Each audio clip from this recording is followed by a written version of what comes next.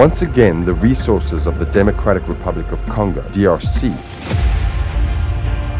Trump in the DRC. Democratic Republic of the Congo and Rwanda signed a peace agreement.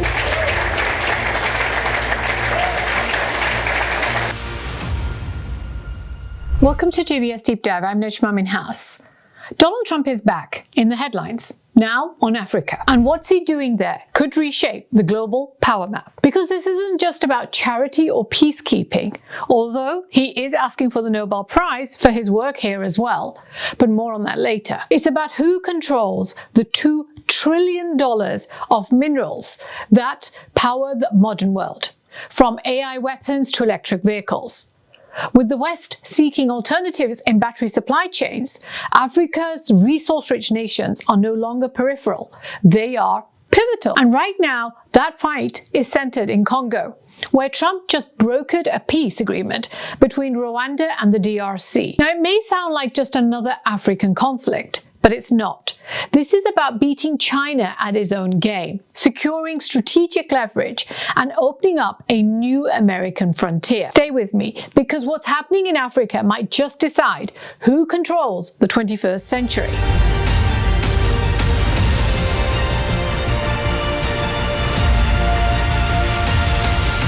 Let's look at Congo specifically.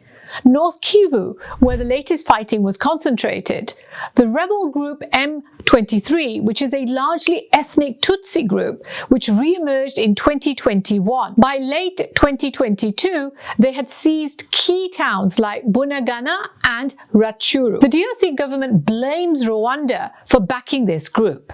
It's a claim that's been supported by the United Nations reports and has been confirmed by the United States' own intelligence reports in March 2023. However, the Trump administration has signed a ceasefire aiming to end a decades-old conflict, which is rooted in the 1994 Rwandan genocide. The two African countries' foreign ministers signed the agreement on June the 27th, pledging to implement a 2024 deal that would see Rwandan troops withdraw from eastern Congo within 90 days. However, there is a little fact that's been ignored, which is that so far, the rebel group M23 has not come on board in this ceasefire, although Qatar is said to be working on that as well. But leaving that aside for the moment, this agreement is not just about rebels or saving lives. It's about what lies beneath the soil. Look carefully at this chart, and it will explain a lot immediately. Congo produces over 13% of the world's copper, 17% of the industrial diamonds, and 45% of the global tantalum, and 74% of global cobalt. Congo holds over 70% of the world's cobalt reserves, which are essential for lithium-ion batteries that we use in our EVs, in smartphones, and those military systems. However, the DRC produces virtually none of the world's refined cobalt, the mineral which is used in these final products. Most of the world's refined cobalt is actually made in China, as you can see on the chart. 76% of it, followed by a very distant 10% of it in Finland. Each smartphone battery that we have uses approximately 8 grams of cobalt. This cobalt is a critical material in the lithium-ion batteries that power the devices, enabling high energy density, longevity, and safety of that battery. And because of the sheer volumes of the phones produced globally, it means that, for example, in 2022, mobile phones were the largest application of cobalt in portable electronics. They consumed around 27,000 metric tons globally, which is almost 10% of all cobalt produced yearly. Congo is also rich in coltan, which yields tantalum, a rare metal used in missile systems, AI chips, and high-performance electronics. Remember, I recently spoke about this in my vlog on how China may be inadvertently helping Iran and its war against Israel because of the tantalum that comes from Congo, which is needed in military jets such as those fighter jets. The global demand for cobalt is projected to quadruple by 2030, driven driven by the green tech and defense sectors. Although less of that demand will now be coming from the United States, thanks to the OBBB. Remember, the one big beautiful bill that Donald Trump's administration has just passed, which reduces credits for renewable energy and is being severely criticized by Elon Musk. However, unsurprisingly, primary demand is from the Chinese, given its lead in green technologies, cars, solar power, and so on. The United States imports over 80% of its cobalt, most of it from overseas. So whoever controls those mines controls the future of technology. Now that's the real war which is being fought in Congo. Like that recent United States-Ukraine minerals agreement, this United States DRC deal aligns those resources along with political objectives. Washington is ensuring supply chain resilience along with security and supposedly stability for the countries involved. But we all know it's not that easy. When the Chinese signed a deal in 2008 for $9 billion of those minerals, Western media called it Chinese colonization. Now, when Donald Trump signs this deal for $2 trillion, around 200 times larger, it's called national security and stability. Let's talk about China, because Trump always is. China, China, China, China, China, China, China, China, China. China. Since 2015, China has poured over $10 billion into the DRC's mining sector. Chinese firms like Zijin Mining, the SCMOC, and China Non-Ferrous Metal control around 15 of Congo's 19 major cobalt projects. Over 60% of the DRC's cobalt exports go to China. And China doesn't just mine. They own the whole processing chain. It gives them a near monopoly control over tantalum and cobalt exports. They've got a vertical dominance in that resource chain. I discussed the silent control that China has in the war, and as I said, Congo is not just a conflict zone, it's a global chessboard. Whoever controls its minerals controls the flow of power, technology, and warfare in the 21st century. Right now, China has the advantage. The United States under Biden responded very slowly. He set up a mineral security partnership in 2022 on which not much was done. Talked with various allies, but really had no serious presence on the ground. What's been Trump's move? Well, he's been cut right to the line. He's made the deal. He secured the assets. If he stabilizes Eastern Congo and aligns Kagame, he aims to open a backdoor into the most strategic mineral zone on Earth. Now, the president has been pushing for the United States to reduce its reliance on Beijing's control of rare earth and critical minerals. So Trump's peace push isn't about peace at all. It's about building a United States-controlled corridor for cobalt and tantalum. Private security contracts and supply chain logistics into East Africa and the Indian Ocean. Basically, resource warfare through backdoor diplomacy. That was his real aim. The Nobel Peace Prize is just a sideshow. Now, this is where most people stop listening. But here's where it really gets even more strategic. The problem with the United States over the decades of being this hyperpower, hegemonic power, call it what you want, is that Africa has never really been a strategic focus for it. For a short time, during the Cold War period, it invested heavily in Africa to counter Soviet influence, particularly in Congo, but also in Angola, Ethiopia, and Somalia. The United States engagement in Congo dramatically declined after the collapse of the Mobutu regime in 1997, and he was in power for almost 30 years. He was installed by the CIA to be the US proxy in Central Africa to contain communism. And we know this as they've revealed it themselves in their declassified files. A small side note, during Mobutu's period, the Democratic Republic of Congo used to be called Zaire. But once the Soviet Union dissolved, the United States was no longer interested in the region. It was no longer interested in Mobutu, and they started pushing for a democratic dispossession. It lost all interest in the continent.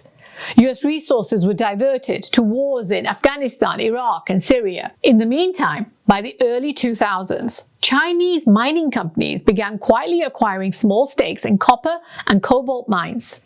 And in 2008, China and the DRC signed a landmark deal, known as the Sai-Comines deal, where China would invest $6 billion in roads, hospitals, railways, and infrastructure. And in exchange, it would get rights to mine 10 million tons of copper and 600,000 tons of cobalt over the next 25 years. China is the largest consumer of cobalt globally. Over 30% of all cobalt produced goes to China, and most of it from the DRC. For China, Congo is more than a mine. It's part of its Africa strategy: trade, raw materials, and long-term soft power. And it helps China undercut the United States and the EU dominance in critical supply chains. And crucially, it's a way for them to shape the next era of global infrastructure and battery technology as well.